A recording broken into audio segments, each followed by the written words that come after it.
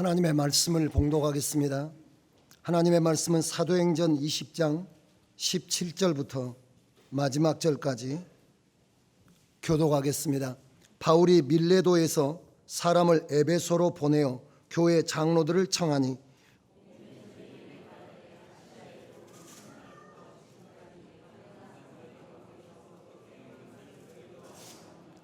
곧 모든 겸손과 눈물이며 유대인의 간계를 인하여 당한 시험을 참고 주를 섬긴 것과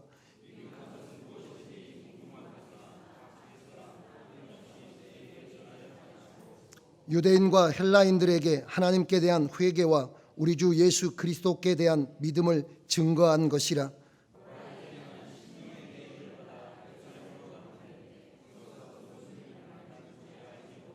오직 성령이 각 성에서 내게 증거하여 결박과 환난이 나를 기다린다 하시나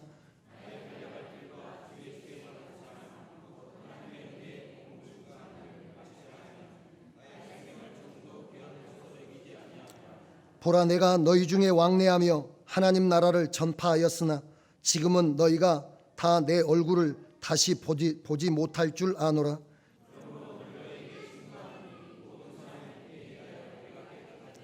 이는 내가 꺼리지 않고 하나님의 뜻을 다 너희에게 전하였음이라.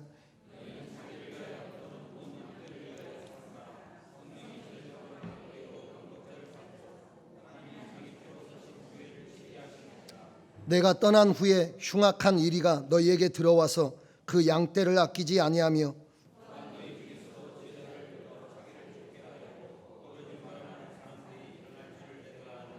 그러므로 너희가 일깨어 내가 3년이나 밤낮 쉬지 않고 눈물로 각 사람을 훈계하던 것을 기억하라.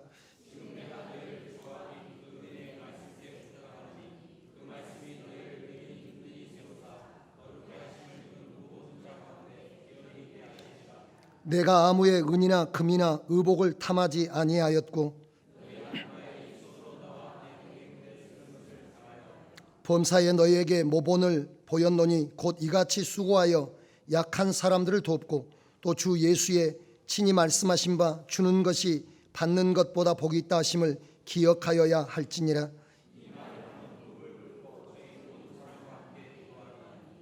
다 크게 울며 바울의 목을 안고 입을 맞추고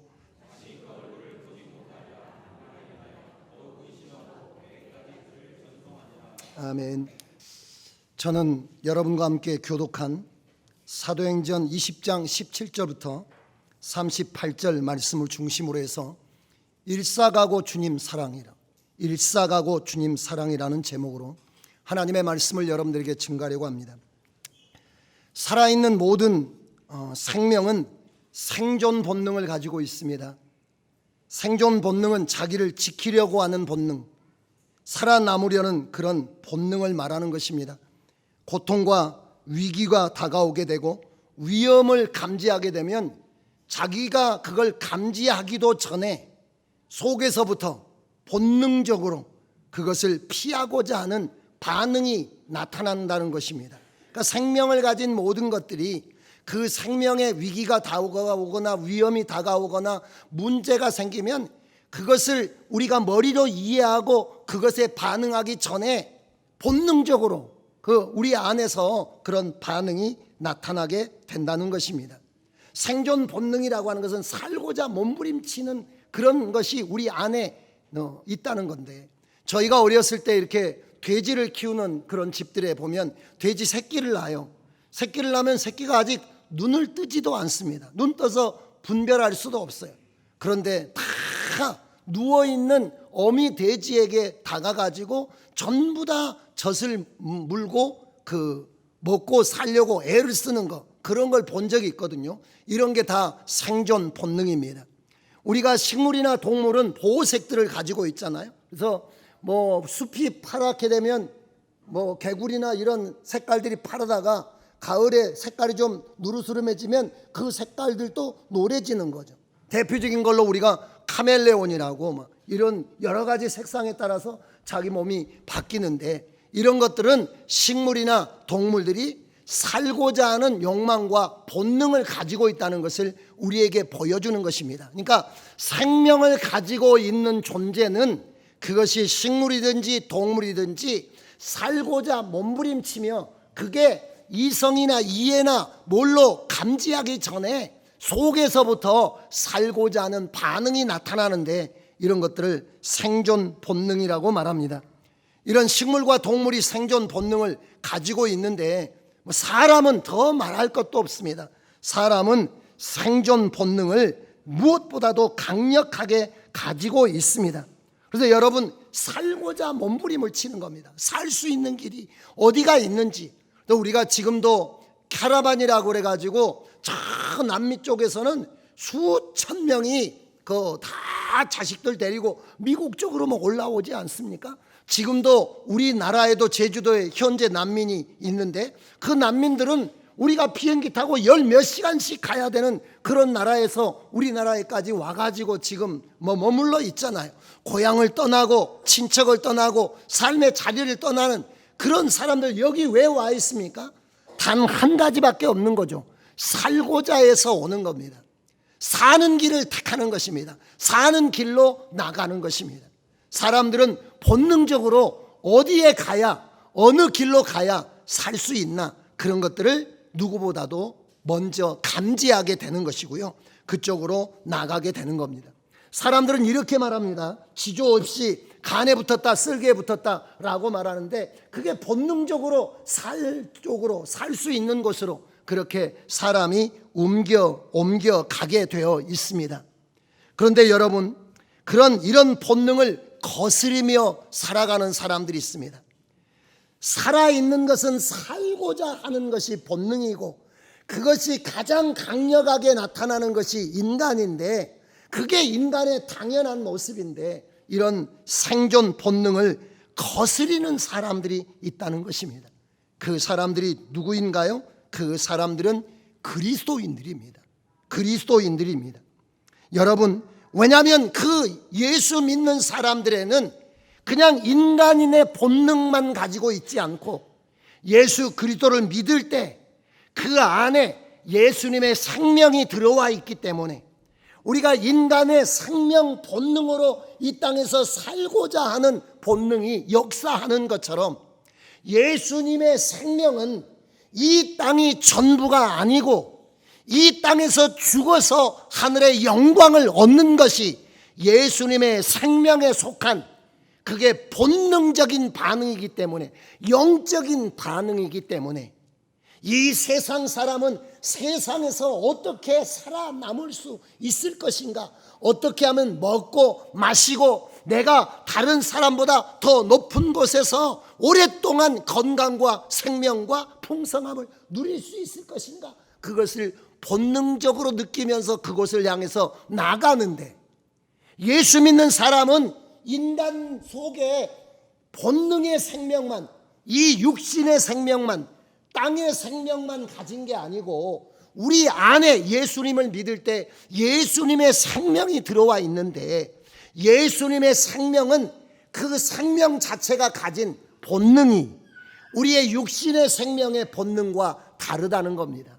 예수님의 생명의 본능은 어떤 거냐면, 이 땅이 전부가 아니라는 것을 본능적으로 아는 생명이라. 이 땅이 전부가 아니라는 것을 그 생명이 본능적으로 느끼고 가지고 있다는 겁니다.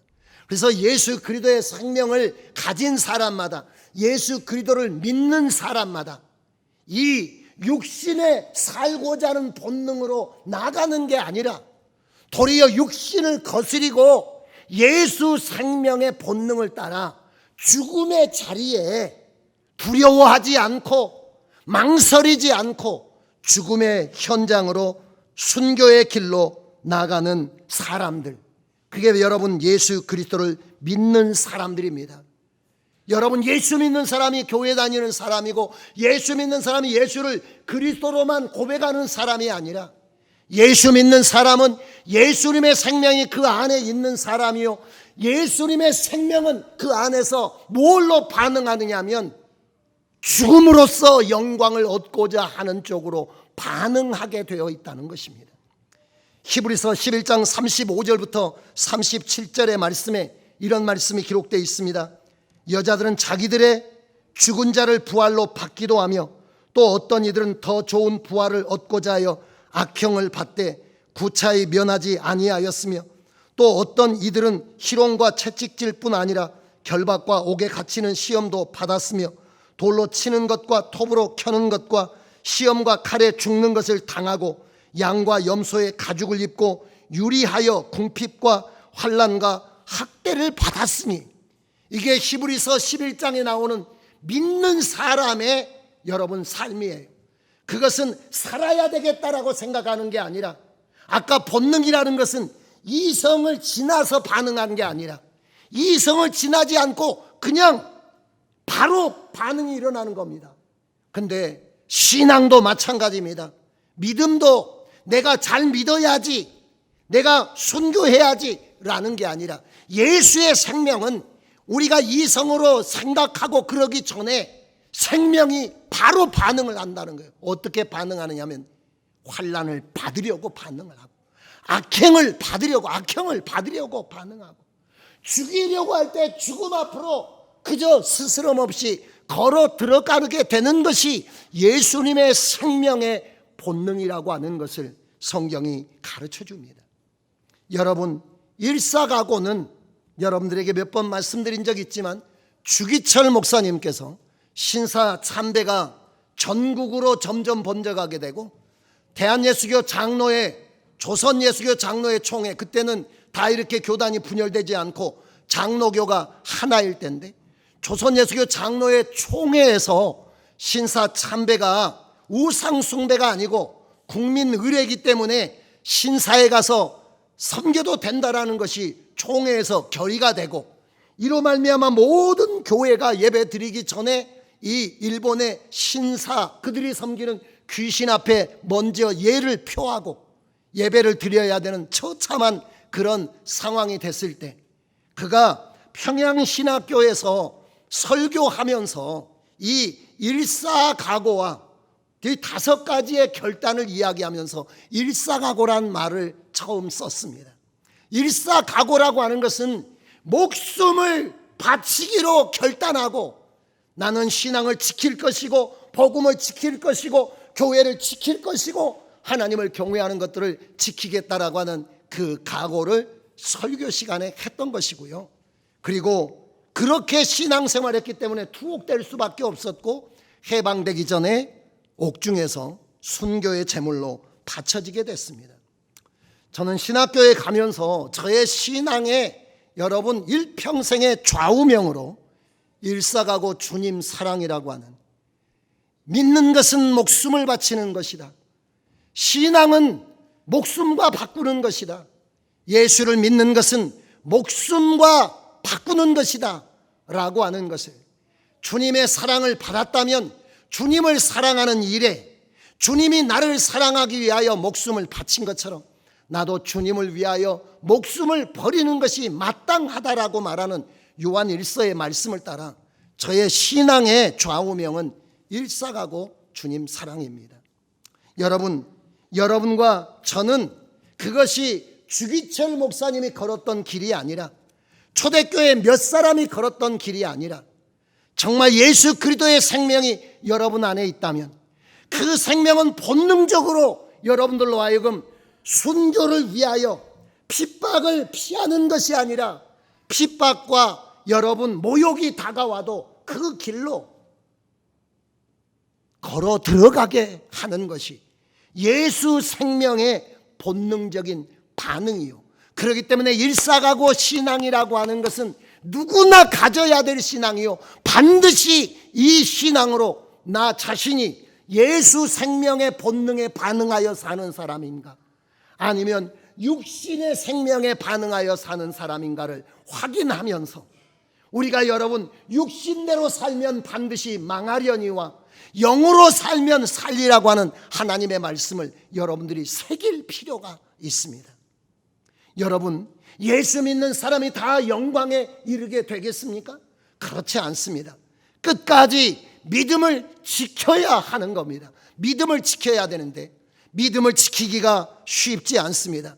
우리는 예수 생명의 본능에 반응해서 순교와 헌신과 여러분 수고와 땀 흘림과 핍박의 길로 가기보다는 육신의 생명의 본능에 반응해서 예수를 버리고 믿음을 버리고 핍박을 피하고 여러분 헌신을 피하여 도망치는 것이 여러분 우리의 본능입니다. 그래서 많은 예수 믿는 사람이 예수 생명의 본능으로 반응하는 게 아니라 육신의 생명의 본능으로 반응하여 타락하고 있고, 또 우리를 타락시켜서 하나님의 영광에서 우리를 끌어내리고자 하는 악한 영의 역사가 있기 때문에 우리가 분별하고 예수 생명으로 인하여 우리가 일사가고 신앙을 우리의 마음에 새기지 않는다면 우리가 시험에 들게 되고 무너질 수도 있습니다. 우리는 지금 남북이 분단되어 있는데요, 북한의 정권을 3대째 이어오고 있는 정권은 김일성 정권입니다. 그래서 김정일, 김정은 정권으로 이어져 내려오고 있습니다. 근데 여러분, 김일성의 어머니의 이름이 강반석입니다. 강반석이 어디 들어본 이름 같지 않습니까? 반석이라는 말은 함부로 붙이는 이름이 아니죠. 이게 반석이 어디에 붙은 이름입니까? 베드로에게 예수님께서 붙여주신 이름입니다. 내 이름을 베드로라 하리라 라고 했는데 베드로가 반석이라는 뜻이고요, 이 반석 위에 내 교회를 세우리니 음부의 권세가 이기지 못하리라, 이런 말씀을 했는데 그 김일성의 어머니의 이름이 강반석입니다. 그리고 김일성의 외할아버지 강도둑이라고 하는 그분의 형제 강양욱, 여러분들이 들어보셨을 수도 있습니다. 목사입니다. 그러니까 자기 외할아버지 형제, 그 할아버지 뻘 되는 분이 목사예요. 자기 어머니는 강반석이라 그래가지고 여러분 예수 믿는 사람입니다. 뿐만 아니라 김일성의 외삼촌이 있는데 강진석 장로교 목사였습니다. 김일성 정권에서, 김정일 정권에서 일했던 박성철, 여러분 강양옥 목사의 사위입니다. 여러분, 그리고 조선 기독교 연맹의 위원장이었었고요, 이 김일성 자신도 예수 믿는 사람이었고, 이 목을 수술한 적이 있는데 그 목을 수술하게 됐을 때, 우리나라요 우사인데 그 목을 수술하게 됐을 때 기도해 주십시오 라고 하는 말을 여러분 직접 했다고 합니다. 그러니까 그 집안이 외할아버지로부터 어머니로부터 자신까지, 김일성 자신까지 다 믿음의 집안이네. 집안에 목사들이 몇 가정이나 있고 장로 권사들이 있지만은 그 집안은 기독교를 적으로 삼는, 수많은 기독교인들을 죽이고 교회를 파괴하고, 평양이 동양의 예루살렘이며 한국이 가장 이 성스러운 나라로 그렇게 세워졌는데 그 나라를 전부 다 파괴한 집안이 김일성의 집안입니다. 그 사람들은 영의 본능으로, 예수님의 본능으로, 일사가고 신앙으로 우리에게 신앙의 배교를 요구할 때 목숨을 내놓고, 우리에게 헌신을 요구할 때 우리의 생명을 내놓고 그 길을 걸어가서 하늘의 영광을 얻는 게 아니라 땅의 정권과 권력을 얻기 위하여 예수 그리스도의 생명의 반응을 저버리고 육신의 본능을 따라 자기의 살고자 하는 본능 때문에 친구를 죽이고 여러분 이웃을 숙청하고 수많은 그리스도인들을 죽음에 내몬 사람들, 김일성의 가계도에 나와 있는 것입니다. 여러분은 믿으시나요? 예수님을 믿으시나요? 여러분은 예수님의 생명이 여러분 안에 있습니까?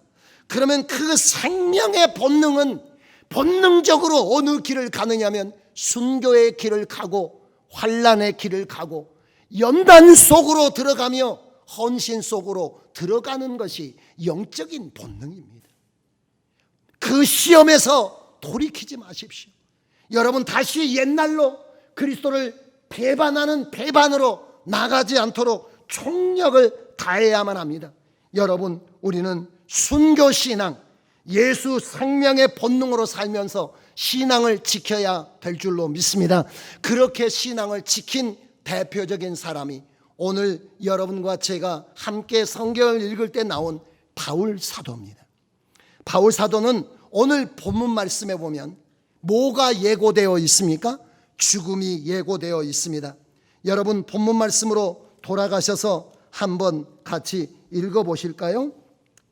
오늘 본문 말씀에, 하나님의 말씀에 이렇게 기록되어 있습니다. 23절에 읽어볼까요? 함께 읽어보겠습니다. 오직 성령이 각 성에서 내게 증거하여 결박과 환난이 나를 기다린다 하시나. 그러니까 성령이 각 성에서 말씀을 하셨다는 거예요. 예언자들을 통해서 계속해서 하신 말씀은 어떤 거냐면 환난과 결박이 당신 앞에 기다리고 있다는 거예요. 당신을 죽음이 기다리고 있다는 것입니다. 이 복음 이대로 증거하러 계속 나가면 당신은 환난을 받게 될 것이고 핍박을 받게 될 것이고 당신의 목숨을 뺏기게 될 것이라고 하는 것을 계속 예고합니다. 이것은 틀릴 확률이 하나도 없습니다. 지금 우리나라가 발칵 뒤집혀요. 화성 연쇄 살인범 DNA가 전부 다 추출이 돼가지고 그 범죄자들하고 맞춰봤더니 딱 하나 맞는 사람이 있는데 그 사람은 지금 아니라고 계속 부인하고 있다고 하더라고요. 그런데 아닐 확률이 지구상에 있는 70억 명 중에 그 DNA하고 맞는 사람은 하나밖에 없대요. 오차가 있을 수가 없대요. 99.9999 해가지고 도대체 그런 그 확률보다 높은 것이 성령님의 말씀의 확률이에요. 그러니까 바울 사도는 반드시 환난과 핍박이 기다리는 겁니다. 죽음이 기다리는 거예요. 그러나 바울 사도는 육신의 본능으로, 아까 이야기했잖아요. 그런 이야기를 들으면 인간의 본능은 뭐라 그러는 겁니까? 환난을 피하고 싶고 도망가고 싶고. 그래서 우리가 그런 선지자 있잖아요. 누구 닮은 선지자입니까? 나 닮은 선지자래요. 요나. 그래서 여러분, 물론 요나는 본능적으로도 그렇기도 하고 자기 마음에 원수된 나라가 회개하고 돌아올까가 두려워서 도망가기도 했는데, 인간이라는 게 자꾸만 도망치고 싶은 그런 마음들이 있는 건데 그 마음을 잘라내고 예수 그리스도의 생명의 본능으로 환난받으러 가는 거죠. 그래서 에베소 교회의 장로들을 밀레도에 다 불러가지고 다 마지막 유언을 하지 않습니까? 왜 유언합니까? 자기는 죽기로 결단했기 때문에. 그리고 주님께서 환난과 핍박과 결국에는 순교가 기다린다고 하시지만 나는 결코 거기서 뒤돌아서지 않을 것이기 때문에 바울 사도도 마찬가지고 모든 사람들도 다시 보지 못하리라 하여 눈물을 흘리는 장면이 오늘 성경에 나와 있습니다. 이는 우리의 신앙의 모범입니다. 사랑하는 성도 여러분, 우리가 순교 신앙으로 예수 생명의 본능으로 신앙을 지켜야 될 텐데 그 신앙을 지킨 바울 사도를 통해서 우리의 믿음을 견고하게 해야 될 줄로 믿습니다. 바울 사도는 어떻게 죽음의 길로 스스로 걸어 들어가게 되었을까요? 무엇이 바울 사도로 하여금 순교의 길에서 돌아서지 않고 끝까지 믿음을 지키도록 했을까요? 여러분, 첫 번째는 바울 사도는 은혜를 기억하고 있었기 때문에 순교의 길을 갈 수가 있었습니다. 사도행전에는 바울 사도의 여러 번의 간증이 나옵니다. 바울 사도는 만날 때마다 간증하는데 간증의 시작은 그것입니다. 간증의 시작은 사도행전 9장에 나오는 자기가 다메섹이라고 하는 다마스커스라고 하는 시리아의 수도인데 이 이스라엘 땅에서 예수 믿는 사람 잡아 가두고 죽이는 것도 부족해서 다른 나라까지 아람의 다메섹까지 예수 믿는 사람이 있다는 소식을 듣고 그 사람들을 잡아 체포해서 투옥시키고 죽이려고 체포조와 함께 말을 타고 달려가다가 그곳에서 꼬꾸라져서 예수님을 만나게 되는 것부터 이야기합니다. 거기 꼬꾸라져 가지고 말을 듣게 되죠. 소리가 나게 되지 않습니까? 사울아 사울아, 그때는 이름이 사울이었는데 사울아 사울아 어찌하여 너는 나를 핍박하느냐. 네가 나를 핍박한다마는 그 핍박은 너 자신이 뒷발로 가시를 계속 차는 것 같이, 다시 말하면 핍박은 너 자신을 해치는 것과 같구나 라는 말씀을 해 주십니다. 그때 바울 사도가 말하죠. 주여 누이십니까? 나는 네가 핍박하는 예수다 라고 이야기를 해요. 그리고 그곳에서 예수님을 만나게 되죠. 그때 그 받은 은혜는 어떤 은혜였습니까? 자기는 누구였습니까? 예수 믿는 사람을 잡아서 투옥시키는 사람이요, 죽인 사람이기 때문에 절대로 자신이 하나님의 자녀가 될 수도 없고 구원받을 수도 없고 교회 일원이 될 수도 없지만은 주님께서 그를 품어주시고 용서해 주셨잖아요. 용서해 주실 뿐만 아니라 하나님의 여러분 일꾼으로 삼아주신 그 은혜를 잊지 않고 죽을 때까지 계속해서 시간이 있을 때마다 그것을 반복해서 이야기를 해요. 여러분 디모데 전서에 보면 디모데전서 1장 15절에 바울 사도가 그런 말을 합니다. 미쁘다 모든 사람이 받을 만한 이 말이여 그리스도 예수께서 죄인을 구원하시려고 세상에 임하셨다 하였도다. 죄인 중에 내가 괴순이라. 내가 어떤 은혜를 받았는가? 죄인 중에 괴수니까 지옥의 밑바닥에 불과 유황에 영원한 저주와 형벌을 받고, 예수 믿는 사람들을 가두고 그 사람들을 죽였으니까 그 죄에 대한 것들을 엄중하게 물어야 됨에도 불구하고 예수님께서 사도 바울을 위해서 피 흘려 죽으시고 그 피로 바울 사도의 모든 죄를 씻어서 하나님의 자녀로, 하나님의 사도로, 그것도 하나님의 사도 중에 사도로 세우셔서 복음의 영광의 일꾼으로 삼으셨으니 그 은혜를 헤아릴 수가 없고 도저히 받을 수 없는 은혜를 받았다라고 하는 그 마음이, 내가 목숨이 10개가 있어도 하나님 앞에 바치지 않을 수 없다라고 하는 바울 사도의 고백이 있었습니다. 바울 사도의 은혜는 본인이 받은 은혜에 끝나지 않습니다. 바울 사도는 성경을 깊이 아는 사람이었기 때문에 인간의 원죄가 얼마나 해결될 수 없는 것인지 로마서 1장에 바울 사도가 인간의 죄상에 대해서 쫙 이야기를 하고 2장 3장에 보면 모든 사람이 죄를 범하였기 때문에 하나님의 영광에 이를 수 없음을 말해주고 있습니다. 그러니까 바울 사도가 자신이 하나님의 사도로 선택을 받고 교회를 핍박하던 죄에서 용서를 받는 것뿐만 아니라 아담 이후의 모든 인류가 죄와 그 죄로 인한 형벌과 저주에서 도무지 풀려날 수 없다라고 하는 것을 너무나 절감하고 있었는데, 그곳에서 하나님께서 보내주신 자 예수 그리스도를 통해서 모든 죄와 저주와 조상 대대로부터 내려오던 그 죄에서 벗어나게 해주신 하나님의 은혜가 있었다라고 하는 것을 바울은 마음에 새기고 있었기 때문에 그 은혜를 베풀어 주시기 위해서 죽으러 오신 주님을 위해서 내가 죽음의 길을 갈 수 있다라는 고백으로 그 길을 걸어간 겁니다. 여러분, 저는 여러분에게 묻고 싶습니다. 여러분은 은혜 받으신 분이신가요? 내가 죄로 죽을 수밖에 없는, 영원히 저주의 대상이요, 형벌의 대상이요, 지옥이 운명이요, 영원토록 사망의 세력 잡은 자 마귀의 지배와 짓밟힘 속에서 그것이 운명이 될 수밖에 없는 우리에게, 우리가 살아온 삶으로 본다면 이 세상의 누구보다도 부덕하고 부도덕하고 내놓을 것 없는 부끄러운 사람임에도 불구하고 우리를 아들이라, 우리를 딸이라, 하나님의 자녀라, 영광의 하나님의 일꾼이라 말씀해 주신 하나님의 은혜가 여러분 안에 있으신가요? 이 영광의 은혜를 주시기 위해서 그 모든 보좌와 영광을 다 내려놓으시고 이 땅에 오셔서 피 흘리시고 찢기시고 침뱉음 당하시며 짓밟힘 당하시고 여러분 음부에 던져져 사람들에게 실어버림 받은 그 주님의 은혜가 여러분 안에 있으신가요? 그 은혜를 붙잡고 우리가 예수 생명의 본능을 따라 환난과 핍박이 기다린다라고 해도, 믿음의 길이 힘들고 어렵다라고 해도 그 길을 뚜벅뚜벅 걸어서 하나님의 영광에 이르는 여러분이 되시기를 주의 이름으로 축원합니다.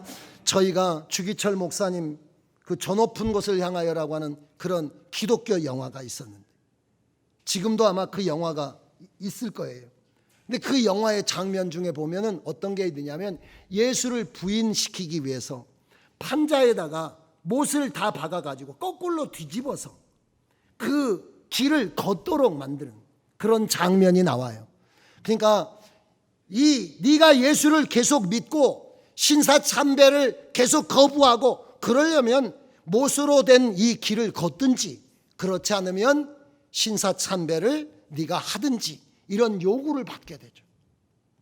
그때 찬송 속에서 그 길을 발로 못을 밟고 그 길을 걸어가는 장면이 영화에 있습니다.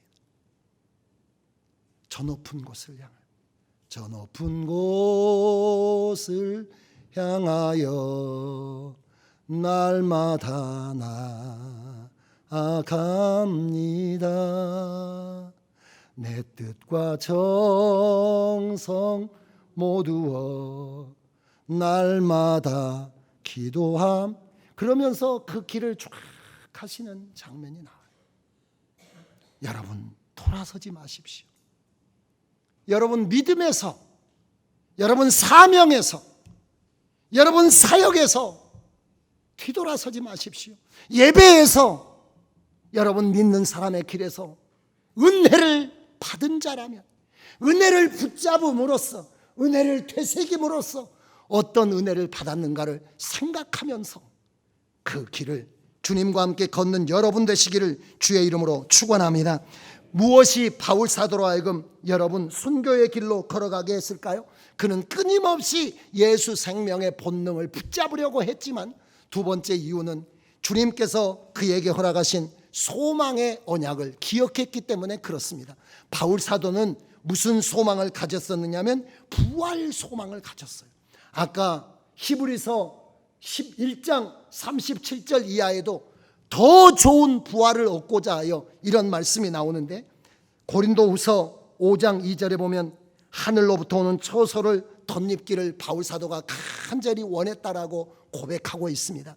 바울 사도는 이 땅이 끝나면 하늘의 영광이 우리에게 덧입혀진다라는 것을 하나님의 말씀을 통해서 약속받았었습니다. 그러니까 우리의 죽음으로 끝나는 것이 아니라 죽음은 영광을 입혀주는 것이라고 하는 것을 여러분 바울 사도는 알고 있었습니다. 빌립보서 3장 10절에 보면 내가 그리스도와 그 부활의 권능과 그 고난의 참여함을 알려하여 그의 죽으심을 본받아 죽으러 간다라고요.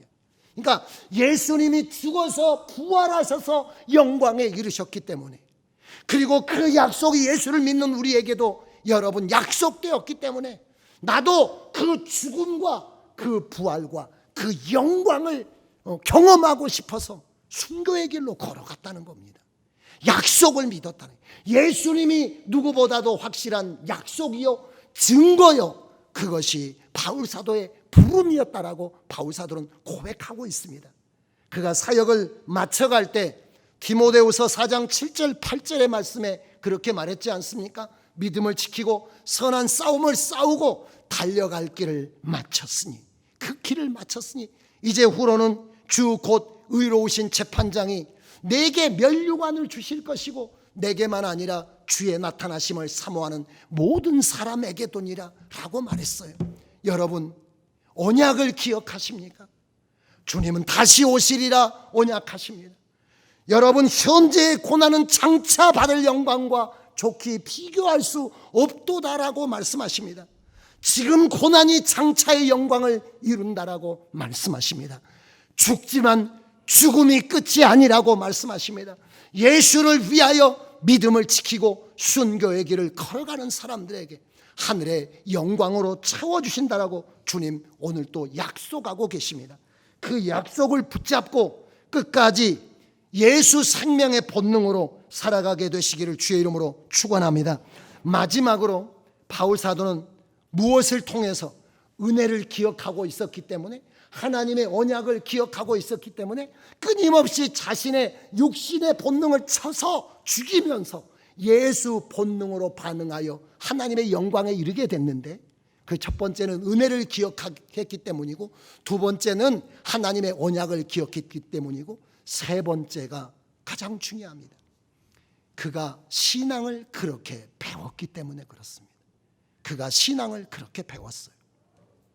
무슨 말씀이냐면, 원래 바울 사도는 뭐 하는 사람이었다고 했느냐면 교회를 핍박하는 사람, 예수 믿는 사람 잡은 사람이.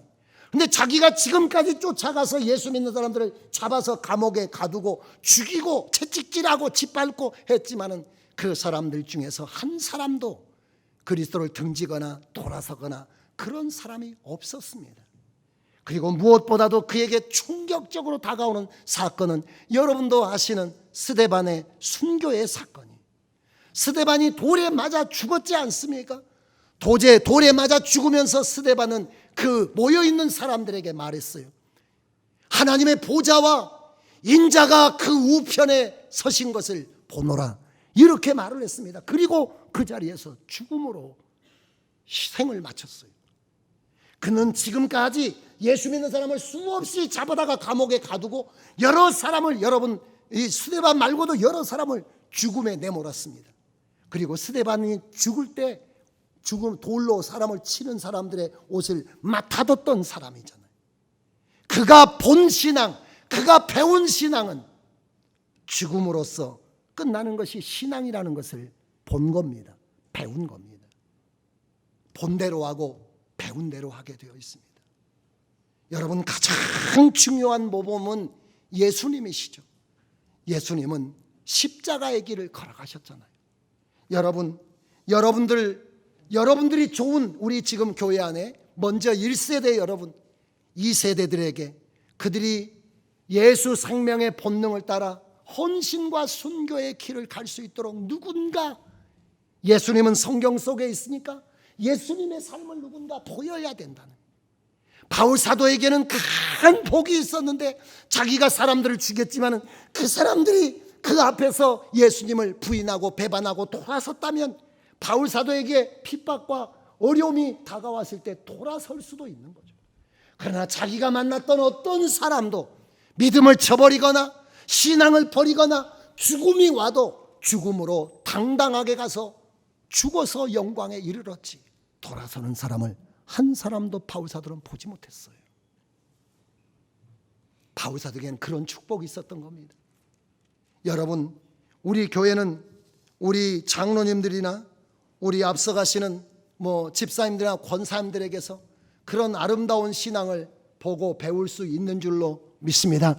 이제 저희가 10월 13일에 투표하지만은 저는 우리 모든 성도가 예수 생명의 본능을 따라 환난과 핍박이 기다려도 결코 뒤돌아서지 않고 그 길을 모두를 통해서 걸어가서 여러분 십자가에서 죽을지라도, 순교의 제물로 바쳐질지라도 돌아서지 않는 동기가 부여되도록, 그래, 우리 목사님이, 우리 장로님이 그렇게 헌신하셨지, 그렇게 믿음을 지켜가셨지, 그 권사님이 그 핍박 속에서도 돌아서지 않았어, 그 환난 속에서도 주님을 버리지 않았어 라고 하는 것이 예수님을 따라 하늘의 영광을 사모하며 살아가는 다음 세대들에게 도전이 되는 역사가 있기를 간절히 기도하고 있습니다.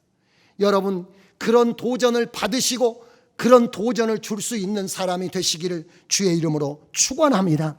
성도 여러분, 예수를 믿는 것은 죽는 것입니다. 예수 그리스도를 믿는 것은 믿음을 위하여 죽는 겁니다. 그러면 여러분, 우리가 오늘 본문 말씀에서 생명을 바쳤잖아요. 환난과 핍박이 나를 기다린다고 하시나 마침내 죽음이 기다리는데 무엇을 위해서 받는 환난과 핍박이었을까요? 그것은 교회를 위해서, 영혼을 위해서, 하나님의 복음을 위해서 받는 핍박이었습니다. 그래서 바울 사도는 자기가 떠나면서 에베소 교회 장로들을 밀레도에 청해서 내가 떠난 다음에 다른 사람 들어와 가지고 교회를 혼잡하게 해서 다 어그러진 길로 데리고 갈 거니까 내가 밤낮 너희를 눈물로 훈계했던 것 기억하고 교회를 지키고 영혼을 지키고 신앙을 지켜달라고 마지막 호소를 합니다. 지금까지도 교회를 세우기 위해서 살았고 복음을 전하기 위해서 살았고 양떼를 양육하기 위해서 살았어요. 그리고 그것 때문에 핍박받았고 그 일 때문에 지금도 노마로 죽기 위해서 가는 겁니다. 성도 여러분, 이 일에서 돌아서지 않는 여러분 되시기를 주의 이름으로 축원합니다. 기도하겠습니다.